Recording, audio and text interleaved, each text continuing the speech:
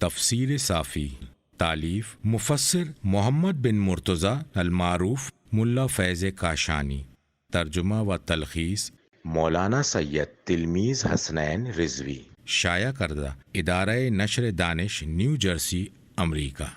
سورہ رعد پورا سورہ مکیہ ہے، یعنی مکہ مکرمہ میں نازل ہوا، اور کہا گیا ہے کہ سوائے اس کی آخری آیت کے، اور ایک قول یہ بھی ہے کہ پورا سورہ مدنیہ ہے، یعنی مدینہ منورہ میں نازل ہوا، سوائے 2 آیتوں کے جو مکہ مکرمہ میں نازل ہوئی ہیں۔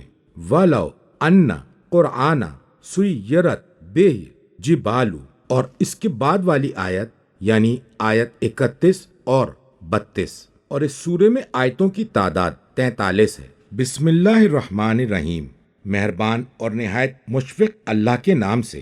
ترجمہ: الف لام میم رے، یہ کتاب خدا کی آیتیں ہیں، اور جو کچھ آپ کے رب کی جانب سے آپ پر نازل کیا گیا ہے وہ حق ہے، لیکن لوگوں کی اکثریت اس بات کو تسلیم نہیں کرتی۔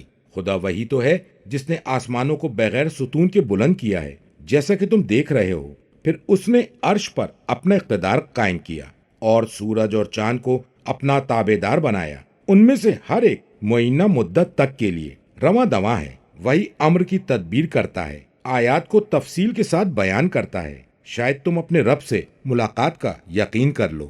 ترجمہ: وہی تو ہے جس نے زمین کا فرش بچھایا اور اس میں پہاڑوں کی میخیں گاڑ دیں اور دریا بہا دیے، اور اسی نے ہر طرح کے پھلوں کے جوڑے پیدا کیے ہیں۔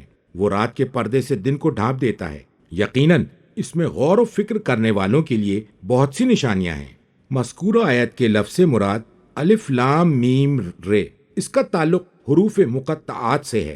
ہم اس کے بارے میں اور اسی جیسے دوسرے حروف مقطعات کے بارے میں پہلے گفتگو کر چکے ہیں۔ کتاب معانی میں امام صادق علیہ السلام سے مروی ہے کہ الف لام میم رے کا مفہوم ہے۔ مذکورہ آیت کا ترجمہ ہے: میں اللہ ہوں، میں زندہ کرتا ہوں، موت سے ہمکنار کرتا ہوں، میں روزی رساں ہوں۔ مذکورہ آیت کا ترجمہ ہے: یہ کتاب خدا کی آیتیں ہیں۔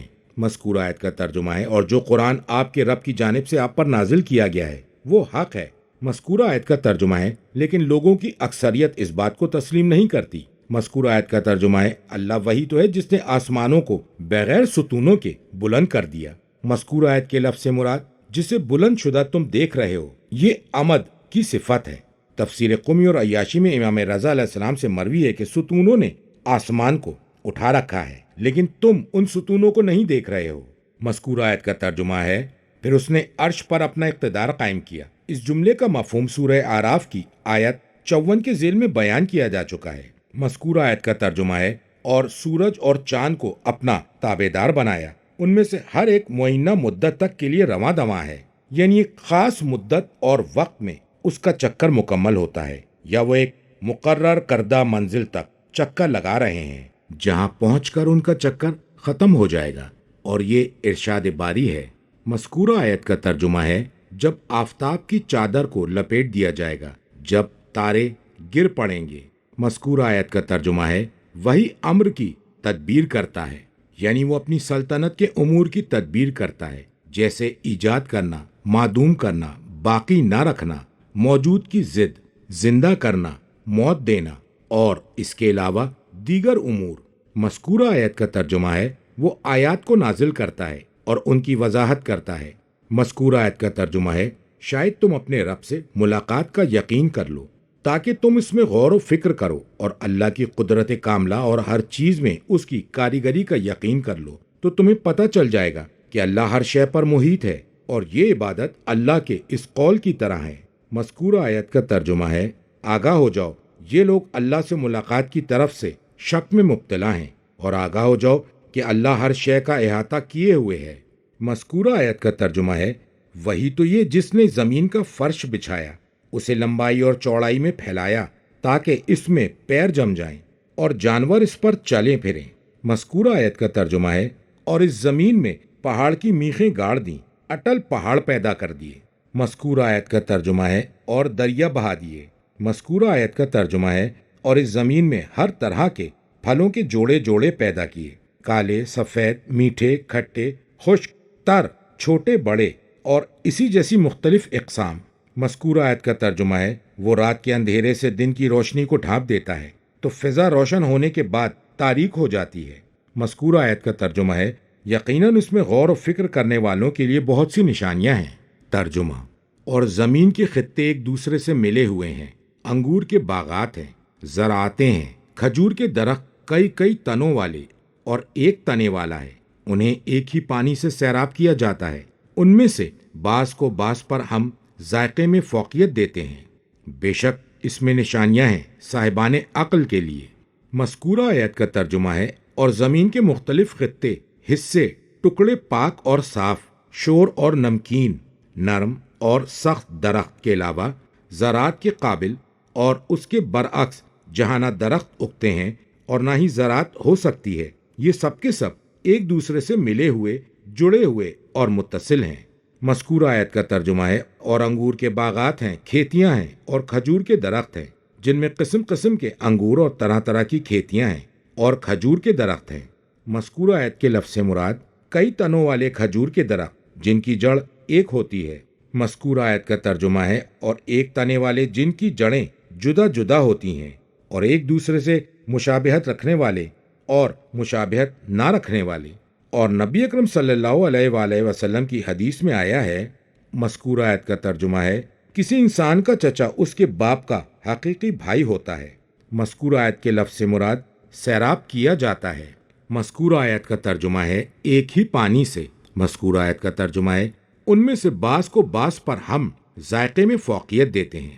پھلوں میں ایک دوسرے پر فضیلت ہے، شکل و صورت، قدر و قیمت اور خوشبو اور مزے کے اعتبار سے۔ تفسیر عیاشی میں ائمہ علیہم السلام سے مروی ہے، یعنی یہ پاکیزہ زمین اس شور زمین سے متصل ہے اور اس کی ہمسائیگی ویسی نہیں ہے جیسی ایک قوم دوسری قوم کے ہمسائے میں رہتی ہے اور آپس میں ان سے کوئی ربط نہیں ہوتا۔ تفسیر مجمع البیان میں نبی اکرم سے مروی ہے کہ آپ نے حضرت علی علیہ السلام سے فرمایا، مذکورہ آیت کا ترجمہ ہے لوگوں کا تعلق مختلف درختوں سے ہے اور اے علی میں اور تم ایک ہی درخت سے تعلق رکھتے ہیں۔ پھر آن حضرت نے اس آیت مبارکہ کی تلاوت فرمائی۔ مذکورہ آیت کا ترجمہ ہے بے شک اس میں نشانیاں ہیں صاحبان عقل کے لیے، وہ لوگ جو اپنی عقلوں کا استعمال کر کے غور و فکر کرتے ہیں تو وہ ہدایت پا جاتے ہیں۔ ثانیہ، بنانے والا کی عظمت، اس کا علم اور اس کی حکمت رسا اور نافذ ہونے والی قدرت اور اس کی تدبیر کامل اور اس کا لطف شامل اور اس کی بہترین تربیت یکے بعد دیگر ایسی اشیاء کو خلق کرنا جو کمالات کی انتہا کو پہنچ جاتی ہیں، جو ان کے لیے مناسب ہوتا ہے۔ ترجمہ: اگر تمہیں تعجب ہوتا ہے تو سب سے زیادہ تعجب کی بات لوگوں کا یہ قول ہے کہ جب ہم مر کر مٹی ہو جائیں گے تو کیا ہم از سر نو پیدا کیے جائیں گے؟ یہی وہ لوگ ہیں جنہوں نے اپنے رب کا انکار کیا ہے، اور یہی لوگ ہیں جن کی گردنوں میں طوق پڑے ہوئے ہیں، اور یہی جہنمی ہیں اور ہمیشہ جہنم میں رہیں گے۔ یہ لوگ بھلائی سے پہلے برائی کے لیے آپ سے جلدی مچائے ہوئے ہیں، حالانکہ ان سے پہلے عذاب خداوندی کی عبرتناک مثالیں گزر چکی ہیں۔ اس میں کوئی شک نہیں کہ آپ کا پروردگار ان لوگوں کے ظلم کے باوجود انہیں درگزر کرنے والا ہے، اور یہ بھی حقیقت ہے کہ آپ کا رب سخت سزا دینے والا ہے۔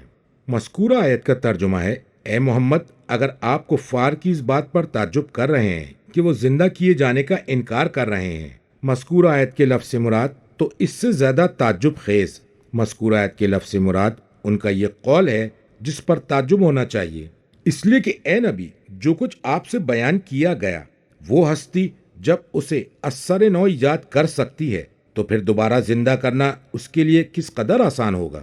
مذکورہ آیت کا ترجمہ ہے کہ جب ہم مر کر مٹی ہو جائیں گے تو کیا ہم از سر نو پیدا کیے جائیں گے؟ مذکورہ آیت کا ترجمہ ہے یہی وہ لوگ ہیں جنہوں نے اپنے رب کا انکار کیا ہے، اس لیے کہ یہ لوگ اس کی قدرت کا انکار کر رہے ہیں، اور اس لیے بھی کہ یہ اپنے کفر میں راسخ ہو چکے ہیں۔ مذکورہ آیت کا ترجمہ ہے اور یہی لوگ ہیں جن کی گردنوں میں طوق پڑے ہوئے ہیں، یہ لوگ گمراہی میں قید ہیں، ان کے اصرار کی وجہ سے ان کے چھٹکارے کی امید نہیں کی جا سکتی۔ مذکورہ آیت کا ترجمہ ہے اور یہی جہنمی ہیں اور ہمیشہ جہنم میں رہیں گے، جہنم سے ہرگز جدا نہ ہوں گے۔ مذکورہ آیت کا ترجمہ ہے یہ لوگ بھلائی سے پہلے برائی کے لیے آپ سے جلدی مچائے ہوئے ہیں، یہ چاہ رہے ہیں کہ عافیت سے پہلے عذاب آ جائے، انہوں نے ازراہ مذاق عذاب کے جلد آنے کی بات کی ہے۔ مذکورہ آیت کا ترجمہ ہے اور گزر چکی ہیں مذکورہ آیت کا ترجمہ ہے ان لوگوں سے پہلے مذکورہ آیت کے لفظ سے مراد عبرتناک سزاؤں کی مثالیں، ان جیسے جھٹلانے والوں پر عذاب کی مثالیں گزر چکی، انہیں کیا ہو گیا ہے؟ کیا وہ ان مثالوں سے عبرت حاصل نہیں کرتے؟ نہج البلاغہ میں ہے کہ تم بچو ان عبرتناک سزاؤں سے جو تم سے پہلے امتوں پر ان کے برے کاموں اور خراب اعمال کے سبب نازل ہو چکی ہیں۔ خیر اور شر کے موقع پر ان کے احوال کو یاد کرو اور اس بات سے بچو کہ ان جیسے نہ ہو جاؤ۔ مذکورہ آیت کا ترجمہ ہے اس میں کوئی شک نہیں کہ آپ کا پروردگار ان لوگوں کے ظلم کے باوجود انہیں درگزر کرنے والا ہے، یعنی انہوں نے گناہوں کا ارتکاب کر کے اپنی جانوں پر ظلم کیا ہے، اس کے باوجود۔ مذکورہ آیت کا ترجمہ ہے اور یہ بھی حقیقت ہے کہ آپ کا رب سخت سزا دینے والا ہے۔ تفسیر مجمع البیان میں ہے کہ جب یہ آیت نازل ہوئی تو رسول اکرم صلی اللہ علیہ وآلہ وسلم نے فرمایا، مذکورہ آیت کا ترجمہ ہے اگر اللہ کا عفو و درگزر نہ ہوتا تو کسی کی زندگی خوشگوار نہ ہوتی، اور اگر اللہ کی تنبیہ اور اس کا عذاب نہ ہوتا تو کسی کو کسی قسم کی فکر نہ ہوتی۔ کتاب توحید میں امام رضا علیہ السلام سے مروی ہے کہ جب لوگوں نے گناہان کبیرہ کو یاد کیا تو اللہ نے مغفرت کا وعدہ فرمایا، اور اس بارے میں معتزلہ یہ کہتے ہیں کہ گناہان کبیرہ کی مغفرت نہیں ہے۔ امام جعفر صادق علیہ السلام نے فرمایا کہ قرآن معتزلہ کے قول کے خلاف نازل ہوا، ارشاد رب العزت ہے۔ مذکورہ آیت کا ترجمہ ہے اس میں کوئی شک نہیں کہ آپ کا پروردگار ان لوگوں کے ظلم کے باوجود انہیں درگزر کرنے والا ہے۔ ترجمہ: اے نبی، آپ کی بات کو نہ ماننے والے یہ کہتے ہیں کہ ان پر ان کے رب کی جانب سے کوئی نشانی کیوں نہ نازل ہوئی؟ بلا شبہ آپ تو محض خبردار کرنے والے ہیں، اور ہر قوم کا ایک رہنما ہوتا ہے۔ اللہ جانتا ہے کہ عورت کے رحم میں کیا ہے، جو کچھ اس میں کمی بیشی ہوتی ہے وہ اسے بھی جانتا ہے، اور ہر شے کے لیے اس کے ہاں ایک مقدار معین ہے۔ وہی غیب اور شہود، پوشیدہ اور ظاہر کا جاننے والا ہے، وہ بزرگ و برتر ہے۔ مذکورہ آیت کا ترجمہ ہے اے نبی، آپ کی بات نہ ماننے والے یہ کہتے ہیں کہ ان پر ان کے رب کی جانب سے کوئی نشانی کیوں نہ نازل ہوئی۔ بغض و عناد کی وجہ سے کافروں نے قرآن کی نازل شدہ آیات کو کوئی اہمیت نہ دی اور ان معجزات کا مطالبہ کیا جو حضرت موسیٰ علیہ السلام اور حضرت عیسیٰ علیہ السلام کو دیا گیا تھا۔ آپ تو محض خبردار کرنے والے ہیں۔ اے نبی، اس میں کوئی شبہ نہیں ہے کہ آپ کو دوسرے مرسلین کی طرح ڈرانے والا بنا کر بھیجا گیا ہے، بس آپ کی یہ ذمہ داری ہے کہ وہ چیز لے آئیں جس کے ذریعے یہ بات درست ثابت ہو جائے کہ آپ ڈرانے والے اور خوف خدا دلانے والے رسول ہیں، اور اس غرض کو حاصل کرنے کے لیے تمام معجزات مساوی ہیں۔ مذکورہ آیت کا ترجمہ ہے اور ہر قوم کا ایک رہنما ہوتا ہے، اور ہر قوم کا ایک رہنما ہوتا ہے جو اس قوم کو دین کی طرف ہدایت کرتا ہے اور انہیں اللہ کی طرف بلاتا ہے، ہدایت کے کسی پہلو سے اور ایسی نشانی کے ذریعے جو ہدایت کے لیے مخصوص ہوتی ہے۔ تفسیر مجمع البیان میں ہے کہ جب یہ آیت نازل ہوئی تو رسول اللہ صلی اللہ علیہ وآلہ وسلم نے فرمایا، مذکورہ آیت کا ترجمہ ہے میں ڈرانے والا ہوں اور میرے بعد علی ہدایت کرنے والے ہیں۔ اے علی، تمہارے ذریعے سے ہدایت حاصل کرنے والے ہدایت پائیں گے۔ کتاب کافی میں امام باقر علیہ السلام سے مروی ہے کہ رسول اللہ صلی اللہ علیہ وآلہ وسلم منذر، ڈرانے والے ہیں، اور ہر زمانے میں ہم سے ایک ہادی ہوگا جو اس کی طرف ہدایت کرے گا جو نبی اکرم لے کر آئے تھے۔ پھر نبی اکرم کے بعد جو ہدایت کرنے والے آئیں گے وہ علی، اور ان کے بعد یہ کے بعد دیگرے اوصیاء آتے رہیں گے۔ امام صادق علیہ السلام سے مروی ہے کہ ہر امام جس صدی میں آیا ہے وہ اس کے لیے ہادی ہے۔ تفسیر قمی میں ہے کہ یہ رد ہے اس کے لیے جو اس بات کا انکار کرتا ہے کہ ہر عصر اور زمانے میں امام ہوگا، اس لیے کہ زمین حجت سے خالی نہیں رہ سکتی۔ مذکورہ آیت کا ترجمہ ہے اللہ جانتا ہے کہ عورت کے رحم میں کیا ہے، مرد ہے یا عورت، تام ہے یا ناقص، اچھا ہے یا برا، خوش نصیب ہے یا بد نصیب۔ مذکورہ آیت کا ترجمہ ہے اور جو کچھ اس میں کمی بیشی ہوتی ہے، مدت، تعداد اور خلقت میں۔ کتاب کافی اور تفسیر عیاشی میں صادقین میں سے کسی ایک سے روایت ہے کہ الغیظ سے مراد ہر وہ حمل ہے جو 9 مہینے سے کم ہو، اور وما تزدارو سے مراد ہر شے جو 9 مہینے سے زیادہ ہو۔ اگر عورت حمل کے دوران حیض کا خون دیکھتی ہے تو اس نے حمل کے دوران خون دیکھا تھا، اس وجہ سے 9 مہینے کی تعداد میں ان دنوں کا اضافہ ہو جائے گا۔ تفسیر عیاشی میں امام صادق علیہ السلام سے مروی ہے کہ مذکورہ آیت کے الفاظ سے مراد ہے عورت جو حاملہ ہوتی ہے، خواہ وہ حمل نر ہو یا مادہ۔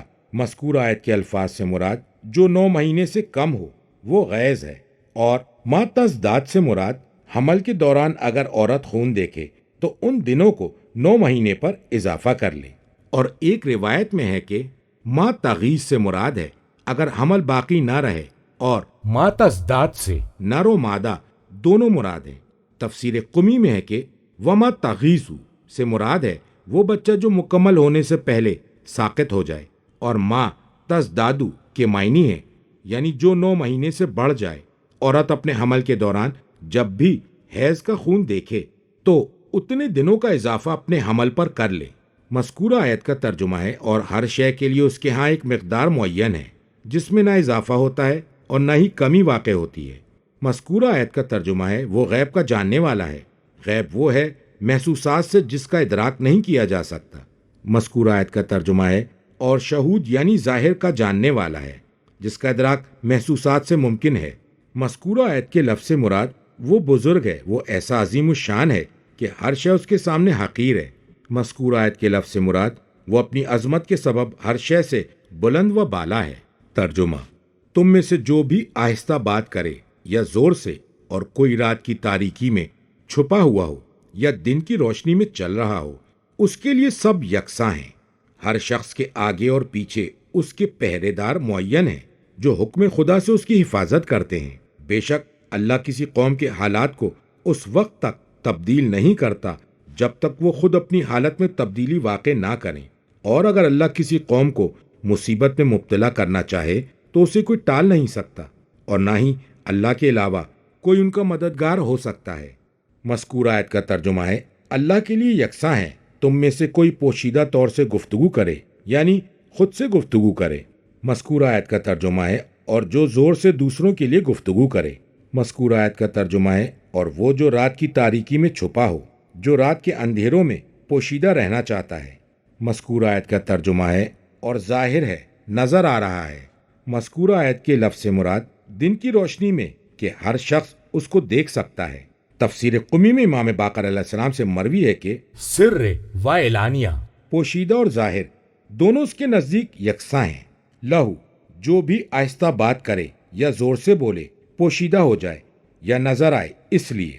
مذکورہ آیت کے لفظ سے مراد فرشتے مقرر ہیں جو یکے بعد دیگرے اس کی حفاظت اور نگرانی پر مامور ہیں۔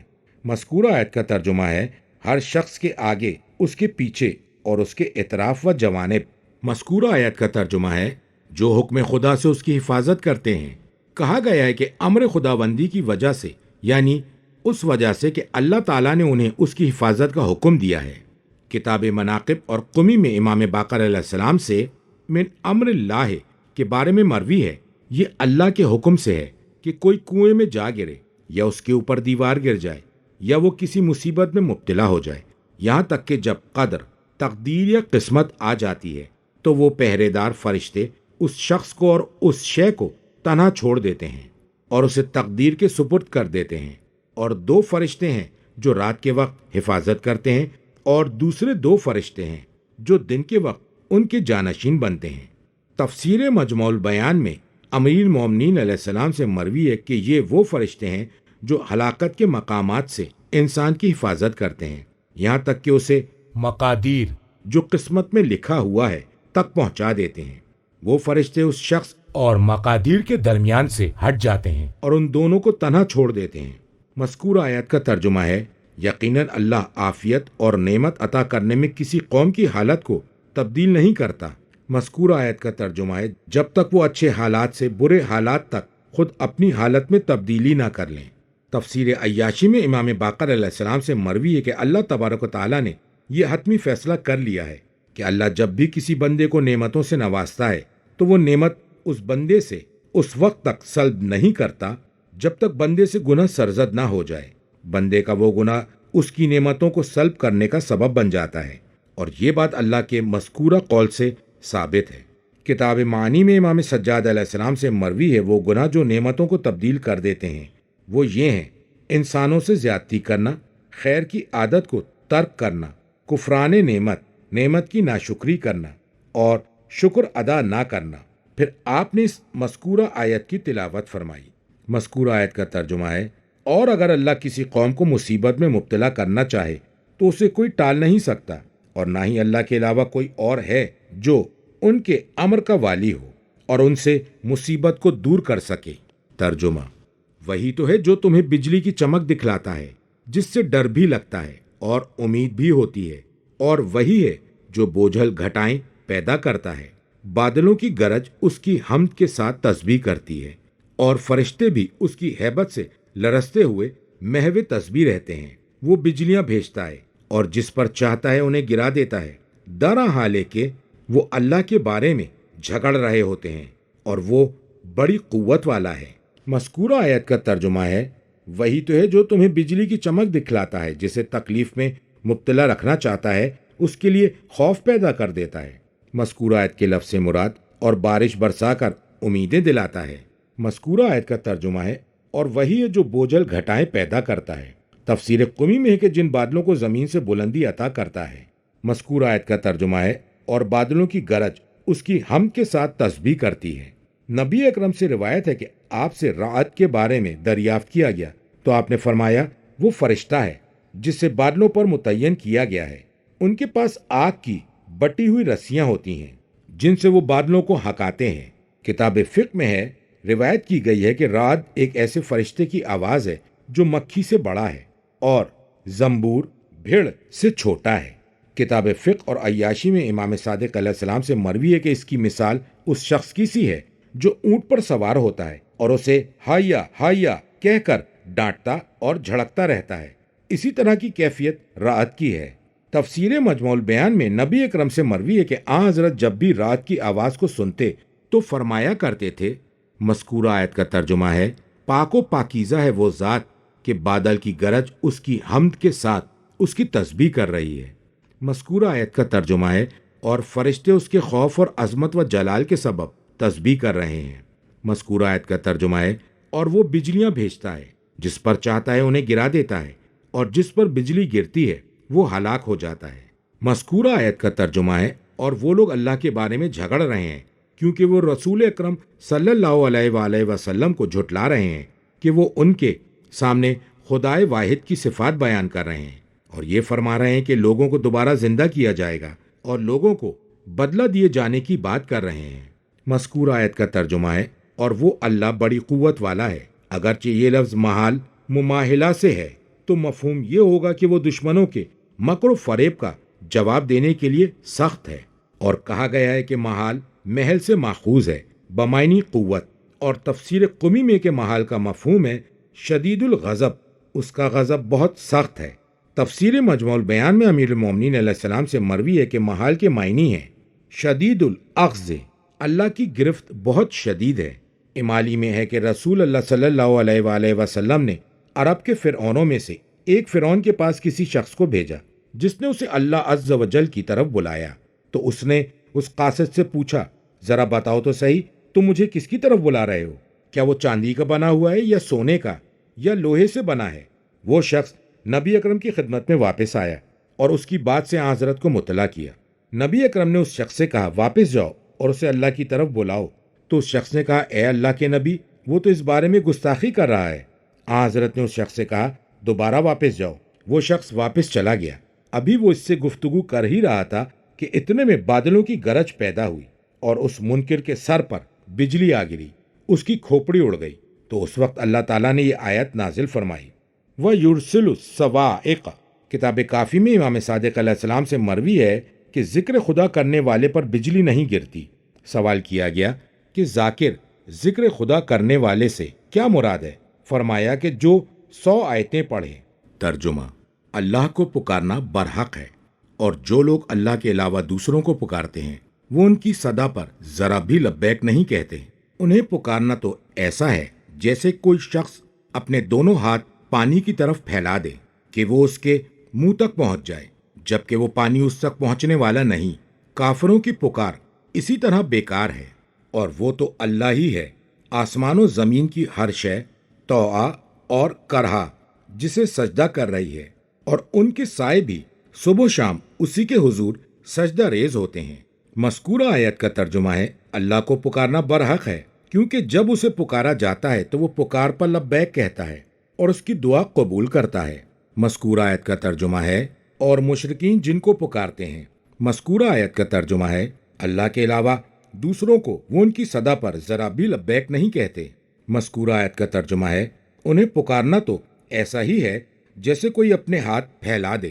مذکورہ آیت کا ترجمہ ہے پانی کی طرف۔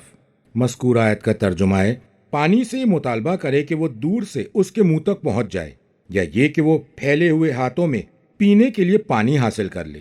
مذکورہ آیت کا ترجمہ ہے جبکہ وہ پانی اس تک پہنچنے والا نہیں، اس لیے کہ پانی جمادات میں سے ہے، اسے اس کی پکار کا شعور نہیں ہے اور وہ اسے جواب دینے پر قدرت نہیں رکھتا، اور پھیلے ہوئے ہاتھوں میں پانی ٹھہر نہیں سکتا، اور یہی حال ان کے معبودوں کا ہے۔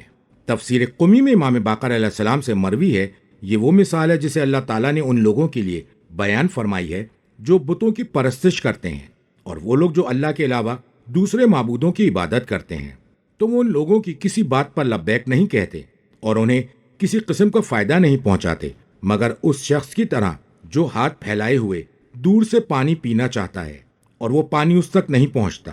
مذکورہ آیت کا ترجمہ ہے اور کافروں کی پکار اسی طرح بیکار ہے۔ زلال کے معنی ہے ضائع اور بیکار۔ مذکورہ آیت کا ترجمہ ہے اور وہ تو اللہ ہی ہے، آسمان و زمین کی ہر شے طوعا و کرہا جسے سجدہ کر رہی ہے، اور ان کے سائے بھی صبح و شام اسی کے حضور سجدہ ریز ہوتے ہیں۔ اصالی کے معنی ہے شام کے وقت۔ تفسیر قمی میں امام باقر علیہ السلام سے مروی ہے کہ آسمان والوں میں سے جو اطاعت گزار کی حیثیت سے اللہ کا سجدہ کرتے ہیں وہ فرشتے ہیں، اور زمین کے باشندوں میں سے از روئے اطاعت وہ اللہ کے حضور سجدہ ریز ہیں جن کی پیدائش اسلام پر ہوئی ہے۔ لیکن جو لوگ مجبوراً اللہ کے سامنے جھکتے ہیں وہ جنہوں نے مجبوراً اسلام کو قبول کیا ہے، لیکن وہ لوگ جو سجدہ نہیں کرتے تو ان کا سایہ صبح و شام خدا کے حضور سجدے میں خم ہوتا ہے۔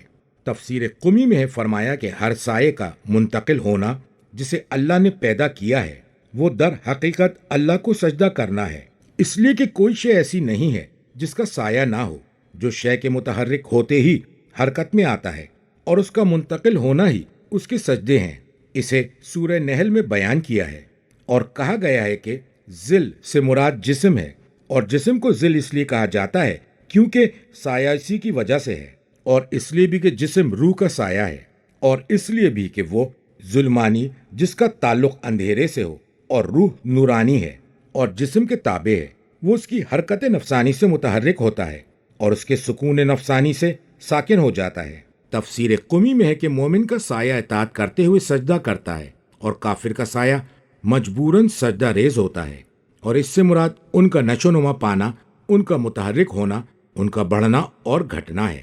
کتاب کافی میں امام صادق علیہ السلام سے مروی ہے کہ اللہ کا قول مذکورہ آیت کا ترجمہ ہے سورج نکلنے سے پہلے اور سورج ڈوبنے سے پہلے دعا طلب کرنا ہے، اور یہ قبولیت دعا کا وقت ہے۔ نہج البلاغہ میں ہے کہ پاک ہے وہ ذات جس کے سامنے آسمان و زمین میں جو کوئی بھی ہے خوشی یا مجبوری سے بہر صورت سجدے میں گرا ہوا ہے، اور اس کے لیے رخسار اور چہرے خاک پر مل رہا ہے، اور عجز و انکسار سے اس کے آگے سر نگوں ہیں، اور خوف و دہشت سے اپنی باغ ڈور اسے سونپے ہوئے ہے، اور فرمایا کہ صبح و شام درخت اسے سجدہ کر رہے ہیں۔ میں فیض کاشانی کہتا ہوں کہ جس طرح یہ جائز ہے کہ سجود، ذل، سایہ، غد، صبح اور آصال شام کے جو مشہور معنی ہیں اسے مراد لیا جائے، اسی طرح یہ بھی جائز ہے کہ سجود سے اطاعت، ذل سے جسم اور غد و آصال سے دوام، ہمیشگی مراد لیا جائے، اور یہ بھی جائز ہے کہ ان میں سے ہر ایک دونوں مفاہیم پر مشتمل ہو، جیسی ضرورت ہو اور جو اس کے لیے مناسب ہو اس کے مطابق تسلیم کیا جائے، اور روایات اور اقوال اس بات کی تائید کرتی ہیں، اور اس مفہوم کو زیادہ وضاحت کے ساتھ انشاءاللہ ہم سورہ نحل کے ذیل میں بیان کریں گے۔ ترجمہ: اے نبی، آپ ان سے دریافت کیجئے کہ آسمانوں اور زمین کا رب کون ہے؟ کہہ دیجئے اللہ۔ پھر ان سے پوچھئے کہ تم نے اسے چھوڑ کر ایسوں کو اپنا سرپرست بنا لیا ہے جو خود اپنے نفع و نقصان کے مالک نہیں ہیں؟ کہیے کہ کیا اندھا اور آنکھوں والا دونوں برابر ہیں، یا اندھیرا اور اجالا دونوں یکساں ہو سکتے ہیں؟ بھلا ان لوگوں نے جنہیں خدا کا شریک قرار دیا ہے، کیا انہوں نے خدا کی سی مخلوقات پیدا کی ہے جس کی وجہ سے ان پر تخلیق کا معاملہ مشتبہ ہو گیا ہے؟ آپ فرما دیجئے کہ اللہ ہر شے کا خالق ہے اور وہ یکتا اور ہر شے پر غالب ہے۔ مذکورہ آیت کا ترجمہ ہے اے نبی، آپ ان لوگوں سے دریافت کیجئے کہ آسمانوں اور زمین کا خالق اور ان کے امور کا متولی کون ہے؟ مذکور آیت کا ترجمہ ہے، آپ ان کی جانب سے جواب دیجئے کہ اللہ، اس لیے کہ ان لوگوں کے پاس اس کے علاوہ کوئی اور جواب نہیں ہے، اور یہ ایسی دلیل ہے جس میں شک و شبہ کی کوئی گنجائش نہیں۔ مذکورہ آیت کا ترجمہ ہے، پھر ان سے پوچھئے کہ تم نے اسے چھوڑ کر دوسروں کو اپنا سرپرست بنا لیا، پھر تم ان کے ساتھ چمٹے ہوئے ہو۔ مذکورہ آیت کا ترجمہ ہے، یہ لوگ خود اپنے نفع و نقصان کے مالک نہیں ہیں، تو پھر اپنے علاوہ دوسروں کے لیے کیسے ہو سکتے ہیں؟ مذکورہ آیت کا ترجمہ ہے، آپ سوال کیجئے کیا اندھا اور آنکھوں والا دونوں برابر ہیں؟ تفسیر قمی میں ہے کہ اس سے مراد یہ ہے کہ کیا کافر و مومن برابر ہیں؟ مذکورہ آیت کا ترجمہ ہے، یا کیا اندھیرا اور اجالا دونوں یکساں ہو سکتے ہیں؟ فرمایا اس سے مراد ہے کفر اور ایمان ہے۔ مذکورہ آیت کا ترجمہ ہے، یا ان لوگوں نے جنہیں خدا کا شریک بنا لیا ہے۔ مذکورہ آیت کا ترجمہ ہے، کیا انہوں نے خدا کی سی مخلوقات پیدا کی ہے، یا ان کے شریکوں کی صفت ہے جو حکم انکار میں داخل ہے، یعنی انہوں نے پیدا نہیں کی۔ مذکورہ آیت کا ترجمہ ہے، جس کی وجہ سے اللہ کی تخلیق اور ان کی تخلیق کا معاملہ ان پر مشتبہ ہو گیا۔ اس کا مفہوم یہ ہے کہ ان لوگوں نے اللہ کا شریک ایسوں کو بنایا ہے جو اس کی طرح خلق کر سکتے ہیں، اور اس طرح تخلیق کا معاملہ ان پر مشتبہ ہو گیا ہے، تو وہ یہ کہیں کہ ہمارے شریکوں نے بھی تو ویسے ہی تخلیق کی ہے جیسی اللہ کی تخلیق ہے، تو یہ بھی اسی طرح عبادت کے مستحق ہیں جس طرح وہ عبادت کا حق رکھتا ہے۔ لیکن ان کے شرکاء تو ایسے عاجز ہیں کہ وہ مخلوقات خدا جن چیزوں پر قدرت رکھتی ہے وہ اس پر بھی قادر نہیں ہے، چاہے جائے کہ جس پر خالق کائنات قدرت رکھتا ہے۔ مذکور آیت کا ترجمہ ہے، آپ فرما دیجئے کہ اللہ ہر شے کا خالق ہے، اس کے علاوہ کوئی اور خالق نہیں ہے کہ عبادت میں وہ اس کا شریک ہو جائے۔ مذکور آیت کا ترجمہ ہے، اور وہ یکتا اور ہر شے پر غالب ہے، وہ اپنی خدائی میں یکتا ہے اور وہ ہر شے پر غالب ہے۔ ترجمہ، اللہ نے آسمان سے پانی برسایا تو ندی نالے اپنے اندازے کے مطابق بہنے لگے، جب سیلاب اٹھا تو سطح پر جھاگ آ گیا، اور جس چیز کو زیور یا کوئی اور سامان بنانے کے لیے آگ میں تپاتے ہیں اس میں بھی ایسا ہی جھاگ ہوتا ہے۔ اسی طرح خدا حق اور باطل کی مثال بیان فرماتا ہے، جھاگ تو سوکھ کر ختم ہو جاتا ہے، اور جو لوگوں کو فائدہ پہنچاتا ہے وہ زمین میں ٹھہرا رہتا ہے۔ اسی طرح اللہ مثالیں بیان فرماتا ہے، جن لوگوں نے اپنے پروردگار کی دعوت کو قبول کر لیا اس میں ان کے لیے بہتری ہے، اور جنہوں نے اس کی دعوت پر لبیک نہیں کہی، وہ اگر زمین میں ساری دولت کے مالک بھی ہوں اور اتنی ہی دولت اور فراہم کر لیں، اور وہ اللہ کی گرفت سے بچنے کے لیے سب کچھ بطور فدیہ دینے پر تیار بھی ہو جائیں، تو ایسے لوگوں کا حساب بھی برا ہوگا، اور ان کا ٹھکانہ جہنم ہے جو بہت برا ٹھکانہ ہے۔ مذکورہ آیت کا ترجمہ ہے، اللہ نے آسمان سے پانی برسایا تو ندی نالے اپنے اندازے کے مطابق بہنے لگے، بقدرہا اپنے اندازے کے مطابق، چھوٹائی میں، بڑائی میں اور مصلحت کے مطابق۔ مذکورہ آیت کا ترجمہ ہے، جب سیلاب اٹھا تو سطح پر جھاگ آ گیا، رابیہ بلند و بالا۔ مذکورہ آیت کا ترجمہ ہے، اور جس چیز کو آگ میں تپاتے ہیں، طرح طرح کی دھات جیسے سونا، چاندی، لوہا اور تانبا۔ مذکورہ آیت کا ترجمہ ہے، زیور بنانے کے لیے۔ مذکورہ آیت کے الفاظ سے مراد یا کوئی اور سامان جیسے برتن، کھیتی باڑی کے آلات اور آلات جنگ۔ مذکورہ آیت کا ترجمہ ہے، جو کچھ تم تپاتے ہو اس پر بھی ویسا ہی جھاگ ہوتا ہے جیسا جھاگ پانی میں تھا، اور یہ جھاگ اس کی میل کچیل ہے، کھوٹ ہے۔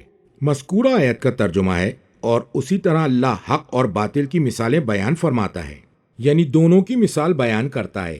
حق کی مثال اس کی افادیت اور اپنی جگہ باقی رہنے میں اس پانی سے دی ہے جو آسمان سے نازل ہوتا ہے، تو اس سے ندی نالے بقدر حاجت و ضرورت اور مصلحت بہنے لگتے ہیں، تو اس سے طرح طرح کے فوائد حاصل کیے جاتے ہیں، اور وہ پانی زمین میں ٹھہر جاتا ہے، یعنی منائیے میں کچھ پانی رک جاتا ہے اور کچھ پانی زمین میں سفر کرتا ہے اور چشموں اور کنووں تک جا پہنچتا ہے، اور اس دھات تک پہنچ جاتا ہے جس سے زیورات بنانے میں استفادہ کیا جاتا ہے اور مختلف ساز و سامان بنائے جاتے ہیں، اور یہ سلسلہ طویل مدت تک جاری و ساری رہتا ہے۔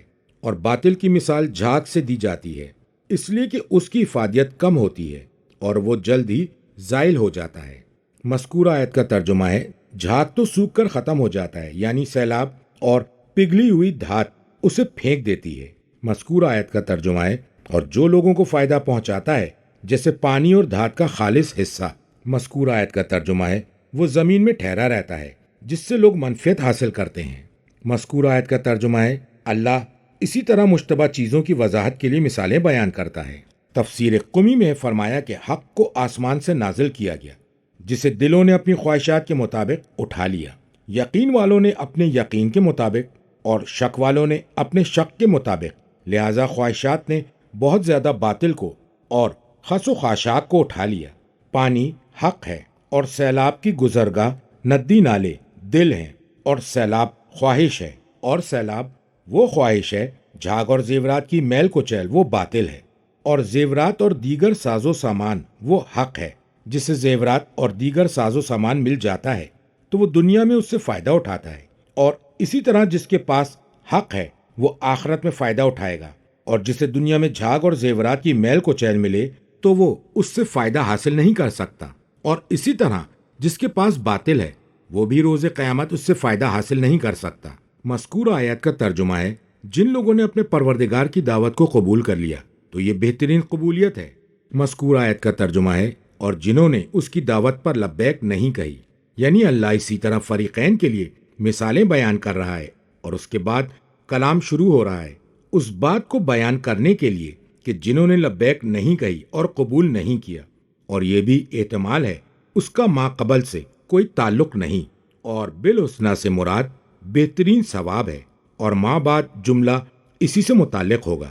مذکورہ آیت کا ترجمہ ہے، وہ اگر زمین کی ساری دولت کے بھی مالک ہوں اور اتنی ہی دولت اور فراہم کر لیں، اور وہ اللہ کی گرفت سے بچنے کے سب کو بطور فدیہ دینے پر بھی تیار ہو جائیں گے، ایسے لوگوں کا حساب بھی برا ہوگا۔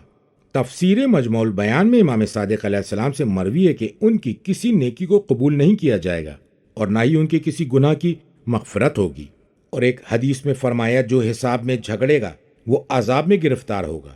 مذکورہ آیت کا ترجمہ ہے، اور ان کا ٹھکانہ جہنم ہے جو بہت برا ٹھکانہ ہے۔ تفسیر قمی میں ہے، وہ لوگ جہنم میں بستر لگائیں گے اور وہیں رہیں گے۔ ترجمہ، بھلا یہ کیسے ممکن ہے کہ جو شخص آپ کے رب کی جانب سے آپ پر نازل شدہ کتاب کو حق جانتا ہے اور وہ شخص جو اس حقیقت سے اندھا ہے، دونوں برابر ہو جائیں؟ نصیحت تو بس صاحبان عقل ہی قبول کرتے ہیں۔ یہ وہ لوگ ہیں جو خدا سے کیے گئے عہد کو پورا کرتے ہیں اور عہد شکنی نہیں کرتے۔ اللہ نے جن سے صلہ رحمی کا حکم دیا ہے وہ لوگ ان سے صلہ رحمی کرتے ہیں، وہ اپنے پروردگار سے ڈرتے رہتے ہیں اور برا حساب لیے جانے سے خائف ہیں۔ مذکورہ آیت کا ترجمہ ہے، جو شخص یہ جانتا ہے کہ جو کچھ آپ کے رب کی طرف آپ پر نازل کیا گیا ہے وہ حق ہے، اور وہ یہ جاننے کے بعد لبیک کہتا ہے۔ مذکورہ آیت کا ترجمہ ہے، کیا اس شخص کی طرح ہو سکتا ہے جو دل کا اندھا ہے؟ اسے کچھ سجھائی نہیں دیتا کہ وہ لبیک کہے۔ افمن میں آ حمزہ انکار کے لیے آیا ہے۔ جب یہ مثال دی گئی ہے تو اس کے بعد ان دونوں کے ایک دوسرے سے مشابہ نہ ہونے میں کسی قسم کا شبہ باقی نہیں رہتا، اس لیے کہ ان دونوں میں اتنی دوری ہے جیسی جھاگ اور پانی میں، اور کھوٹ اور خالص سونے میں۔ مذکور آیت کا ترجمہ ہے، نصیحت تو بس صاحبان عقل ہی قبول کرتے ہیں جو الفت و محبت کی مشابہت سے مبرہ ہیں، اور وہم و گمان انہیں عارض نہیں ہوتا۔ تفسیر عیاشی میں امام صادق علیہ السلام سے مروی ہے کہ آپ نے اپنے شیعوں سے خطاب کرتے ہوئے کہا تھا کہ اللہ کی کتاب میں جو اولو الالباب آیا ہے اس سے مراد تم لوگ ہو۔ اللہ تعالیٰ نے فرمایا، انما یتذکر اولو الالباب۔ مذکور آیت کا ترجمہ ہے، یہ وہ لوگ ہیں جو خدا سے کیے گئے عہد کو پورا کرتے ہیں، انہوں نے اپنے نفوس پر اللہ سے کیے ہوئے وعدے کی ذمہ داری لی ہے۔ مذکور آیت کا ترجمہ ہے، ان کے اور اللہ کے اور بندوں کے مابین جو پختہ وعدہ ہے وہ اس وعدے کو نہیں توڑتے۔ یہ تعمیم کے بعد تخصیص ہے۔ تفسیر قمی میں امام کاظم علیہ السلام سے مروی ہے کہ یہ آیت آل محمد علیہ السلام کے بارے میں نازل ہوئی اور لوگوں سے جو معاہدہ کیا گیا تھا اس بارے میں، اور عالم زر میں امیر المومنین علیہ السلام اور ان کے بعد آنے والے ائمہ علیہ السلام کے لیے جو پختہ عہد لیا گیا تھا اس بارے میں نازل ہوئی ہے۔ مذکور آیت کا ترجمہ ہے، اللہ نے جن سے صلہ رحمی کا حکم دیا ہے ان سے صلہ رحمی کرتے ہیں، بالخصوص آل محمد کے قرابت داروں سے، اور اسی ذیل میں آتا ہے مومنین کی مدد کرنا اور ان کے حقوق کا خیال رکھنا۔ کتاب کافی میں امام صادق علیہ السلام سے مروی ہے کہ یہ آیت آل محمد کے قرابت داروں کے بارے میں نازل ہوئی ہے، اور اس کا مصداق تمہارے قرابت داروں پر بھی ہو سکتا ہے۔ پھر فرمایا، کہ تم ان لوگوں میں سے نہ ہو جانا کہ جو کسی شے کے بارے میں کہتا ہے کہ یہ تو ایک ہی شے میں داخل ہے۔ کتاب کافی اور تفسیر عیاشی میں امام صادق علیہ السلام سے مروی ہے کہ مذکورہ آیت اے اللہ تو اس سے قریبی تعلق رکھ جو مجھ سے قریبی تعلق رکھے، اور تو اس سے قطع تعلق کر لے جو مجھ سے رشتہ ناتا توڑ دے۔ اور یہ بات اللہ کے قول سے ثابت ہے، اللہ نے جن سے صلہ رحمی کا حکم دیا وہ لوگ ان سے صلہ رحمی کرتے ہیں اور ہر رشتہ دار کی رشتہ داری کا پاس رکھتے ہیں۔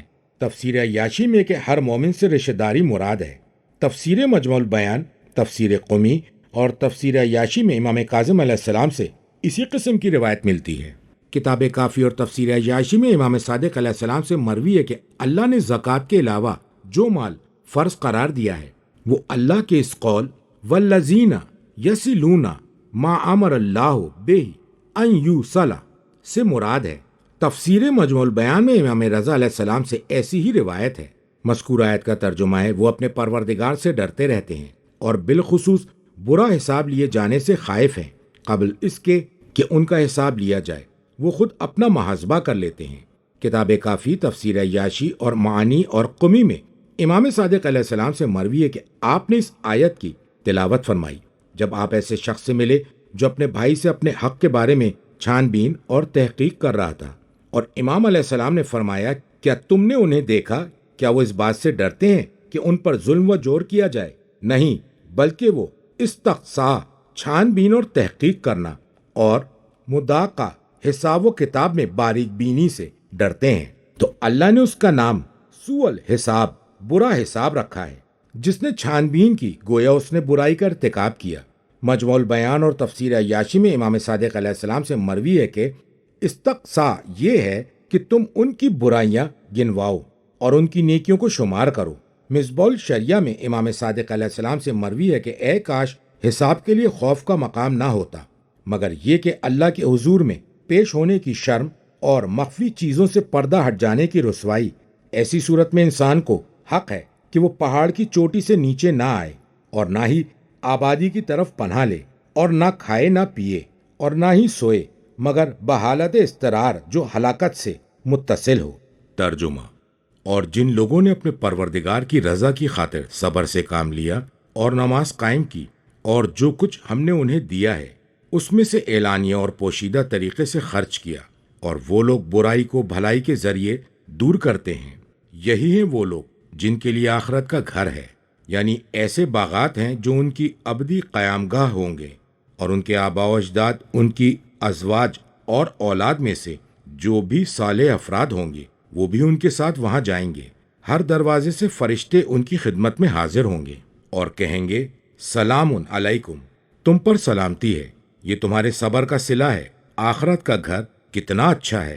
اور جو لوگ اللہ سے مضبوط عہد باندھ لینے کے بعد اسے توڑ ڈالتے ہیں اور ان سے رشتہ توڑ دیتے ہیں، اللہ نے جن سے رشتہ جوڑنے کا حکم دیا ہے اور زمین میں فساد برپا کرتے ہیں، ایسے ہی لوگوں کے لیے لعنت اور آخرت کا برا ٹھکانہ ہے۔ مذکورہ آیت کا ترجمہ ہے اور جن لوگوں نے صبر سے کام لیا اللہ کے امور کو قائم کرنے میں اور تکلیفیں برداشت کرنے میں اور جانوں اور اموال کے بارے میں جو مصیبتیں آئیں ان پر اور اللہ کی نافرمانی پر صبر سے کام لیا۔ مذکورہ آیت کا ترجمہ ہے اپنے پروردگار کی رضا کی خاطر اللہ کی خوشنودی کے لیے۔ مذکورہ آیت کا ترجمہ ہے اور انہوں نے نماز قائم کی اور جو کچھ ہم نے دیا ہے اس میں سے اعلانیہ اور پوشیدہ طریقے سے خرچ کیا۔ مذکورہ آیت کا ترجمہ ہے اور وہ لوگ برائی کو بھلائی کے ذریعے دور کرتے ہیں، وہ برائی کا بدلہ احسان سے دیتے ہیں اور برائی کے پیچھے نیکی کے ذریعے اس برائی کو مٹا دیتے ہیں۔ تفسیر قمی میں امام صادق علیہ السلام سے مروی ہے، انہوں نے کہا کہ رسول اللہ صلی اللہ علیہ وآلہ وسلم نے علی علیہ السلام سے فرمایا، اے علی، گھر میں پریشانی ہے اور اس کے پیچھے پیچھے مسرت و شادمانی ہے، اور کوئی غم ایسا نہیں ہے جس کے بعد خوشی نہ ہو سوائے جہنم والوں کے غم کے۔ جب بھی تم کوئی برا کام کرو تو اس کے بعد فوراً نیک کام انجام دو، وہ اس برے کام کو بہت جلد مٹا دے گا، اور تم پر لازم ہے کہ تم اچھا سلوک کرو، وہ برائی کی شکست خوردگی کو دور کر دے گا۔ رسول اکرم نے امیر المومنین علیہ السلام سے مخاطب ہو کر اس لیے فرمایا کہ اس کے ذریعے لوگوں کو ادب و اخلاق سکھایا جائے، اس لیے نہیں کہ امیر المومنین علیہ السلام سے کوئی برا عمل سرزد ہوا تھا۔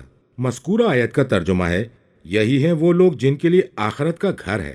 عاقبت الدار سے مراد ہے دنیا کا انجام اور باشندگان دنیا کا جو مناسب مال واپس جانے کی جگہ، ثمرہ، نتیجہ ہونا چاہیے، وہ جنت ہے۔ مذکورہ آیت کا ترجمہ ہے، ایسے باغات جو ان کی ابدی قیام گاہ ہوں گے۔ عدن کے معنی ہے اقامت، ٹھہرنا اور قیام کرنا، یعنی ایسے باغات جہاں وہ ابدی قیام کریں گے، اور اس کے احوال کی احادیث سورہ توبہ میں بیان کی جا چکی ہے۔ مذکورہ آیت کا ترجمہ ہے، اور ان کے آباء و اجداد، ان کی ازواج اور اولاد میں جو بھی صالح افراد ہوں گے وہ بھی ان کے ساتھ وہاں جائیں گے۔ یہ سب صالح افراد ان سے ملحق ہو جائیں گے، خواہ ان کا فضل و شرف ان کی فضیلت سے ہم آہنگ نہ ہو۔ وہ ان کے پیچھے پیچھے ان لوگوں کے مقام کی عظمت کے باعث، اور اس لیے بھی تاکہ وہ لوگ ان لوگوں کے ساتھ شاداں و فرحاں رہیں اور ان کی ہمنشینی سے مانوس ہوں، جنت میں ایک ساتھ ہوں گے۔ تفسیر عیاشی میں امام صادق علیہ السلام سے مروی ہے کہ آپ سے سوال کیا گیا ایسے شخص کے بارے میں جو خود بھی مومن ہے اور اس کی بیوی بھی مومنہ ہے، اور وہ دونوں جنت میں داخل ہوتے ہیں، کیا وہ ایک دوسرے سے شادی کریں گے؟ امام علیہ السلام نے فرمایا، اللہ عادل حکم ران ہے، اگر شوہر بیوی سے افضل ہوگا تو اس کی پسند پر منحصر ہوگا، اگر اس نے اپنی زوجہ کو پسند کر لیا تو پھر وہ اس کے ازواج میں شامل ہو جائے گی، اور اگر بیوی شوہر سے افضل ہوگی تو اسے اختیار دیا جائے گا، اگر اس کی بیوی اسے پسند کر لے گی تو وہ اس کا شوہر باقی رہے گا۔ کتاب خصال میں نبی اکرم صلی اللہ علیہ وآلہ وسلم سے روایت ہے کہ حضرت ام سلمہ نے رسول اکرم سے مخاطب ہو کر کہا، میرے ماں باپ آپ پر فدا ہو جائیں، اگر کسی عورت کے دو خاوند ہوں، دونوں مر جائیں اور مرنے کے بعد جنت میں جائیں تو یہ عورت کس کی بیوی بن کر رہے گی؟ تو آن حضرت نے فرمایا، اے ام سلمہ، یہ عورت اس کو منتخب کرے گی، ان دونوں میں سے جس کا اخلاق اچھا ہو، اور ان دونوں میں جو اپنے اہل و عیال کے لیے بہتر ہو۔ اے ام سلمہ، حسن خلق، اچھی عادت دنیا و آخرت کے خیر کو لے گیا ہے۔ مذکورہ آیت کا ترجمہ ہے، اور ہر دروازے سے فرشتے ان کی خدمت میں حاضر ہوں گے، ان کے کمروں کے دروازوں اور ان کے محلات کے دروازوں سے ان کی خدمت میں حاضر ہوں گے۔ مذکورہ آیت کا ترجمہ ہے، وہ سلام علیکم کہیں گے، اور یہ کہیں گے کہ یہ سب کچھ تمہارے صبر کی وجہ سے ہے۔ مذکورہ آیت کا ترجمہ ہے، آخرت کا گھر کتنا اچھا ہے۔ تفسیر قمی میں ہے کہ یہ آیت ائمہ علیہم السلام اور ان کے شیعوں کے بارے میں نازل ہوئی ہے جنہوں نے صبر کیا۔